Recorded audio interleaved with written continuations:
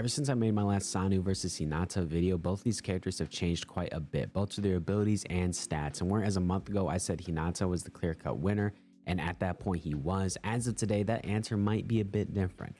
Also, be sure to subscribe and join the Discord because it helps a ton, and I plan to host tournaments there.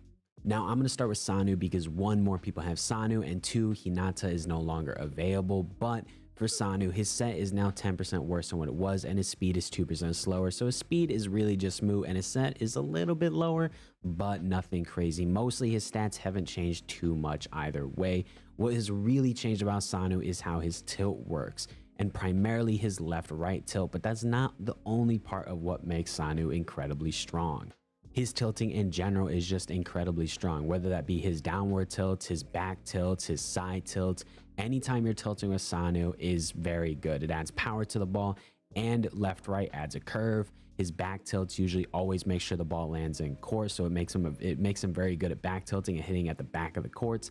And his front tilts basically teleport the ball to the ground, and I'll show you that right now. All right, so here we are in practice mode. I'm going to show all of his different tilts, what exactly they do, and more. First of all, we're going to just start off with now his strongest tilt, his left-right tilt.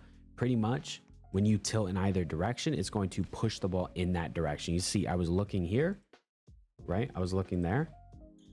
I tilt left and it goes left. Same with the right tilt. And you can mix and match your tilts. So like I can like back tilt and side tilt to attack like the back court. That's where Sanu is incredibly powerful, is just attacking at those like back corners and just in the back here. That way if defenders are playing in here, you can a lot of times just hit it right over their head, especially if they're like against the net or anywhere inside the box. Like you can just literally just hit it right over top of their heads.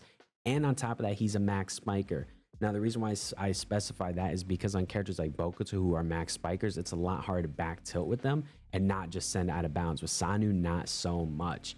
Characters like Bokuto, you have to wait till the ball's like a little lower and then hit it to get it to go back of the court without having it go out. Or you can also add in side tilts. With Sanu, it's a lot easier. You can see I can hit it at its peak and it still comes in when I'm back tilting, especially when I'm adding in like side tilts like this.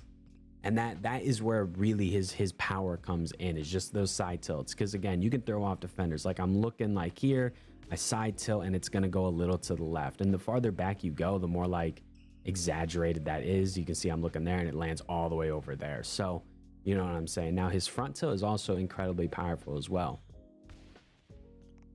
because of just how strong it is. When he's tilting, he adds power to all of his shots as well. I mean, it's just insane. His tilt capacity, the side tilting, the ability to attack the backcourt, all of that, the ability to curve the ball. He is incredibly good at spiking the ball. Like that is what he is just honestly amazing at now. And his other stats don't really lack at all either. And on top of his special tilts, he has like the obvious like normal tilting attributes where it's like, you know, extends your hitbox to the left and right. When you do that with the forward, it causes it to meet ground with contact faster. It's just his tilt just exacerbates all those effects and adds their own little effects as well. Next is Timeskip Hinata. His charge meter speed increased by 25%. So pretty much when you're running, the meter is going to just get to its max 25% quicker. But to balance that out, his max spike was decreased by 11%. So now he's not going to hit the ball quite as hard when he does get those super spikes off. Now his set and bump were also decreased by 10% to further kind of balance this out. The bump stat, obviously everybody knows that stat does not matter in this game, so effectively his set stat was the only one that was tweaked. His set stat is now a little subpar because midway it was actually perfect for the longest time. So now it being right there, his set stat could be more desirable, but overall his stat changes aren't the craziest. I think overall this is probably looking like a buff if I had to say, but it's, you know, it's close.